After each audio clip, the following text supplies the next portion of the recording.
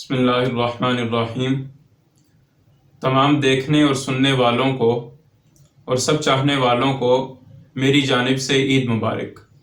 اللہ تبارک و تعالی اس عید کی حقیقی خوشیاں ہمیں نصیب فرمائیں۔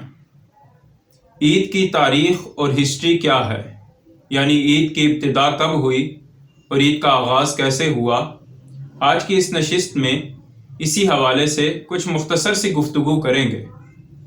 رسول اللہ صلی اللہ علیہ وسلم اور صحابہ کرام رضی اللہ عنہم اجمعین جب مکہ مکرمہ سے ہجرت فرما کر مدینہ منورہ تشریف لائے تو ان حضرات نے دیکھا کہ مدینہ کے لوگ سال کے 2 دنوں میں کچھ کھیل کود کیا کرتے ہیں، کچھ تفریح کیا کرتے ہیں، کچھ خوشی مناتے ہیں، اور وہ ان 2 دنوں کو نیوروز اور مہرجان کا نام بھی دیتے تھے، جس پر نبی صلی اللہ علیہ وسلم نے ان سے دریافت فرمایا کہ ان 2 دنوں میں خوشی منانے کی کیا وجہ ہے، ان 2 دنوں میں کھیل کود کیوں کیا جاتا ہے؟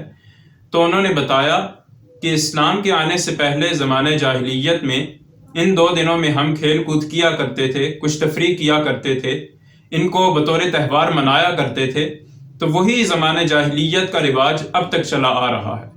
تو اس پر نبی صلی اللہ علیہ وسلم نے ارشاد فرمایا، ان اللہ قد ابدلکم بہما خیرا منہما، بے شک اللہ تبارک و تعالی نے تمہارے لیے ان 2 دنوں کے بدلے اس سے بہتر 2 دن عطا فرما دیے۔ ان میں سے ایک دن عید الفطر کا ہے اور دوسرا دن عید الاضحیٰ کا ہے۔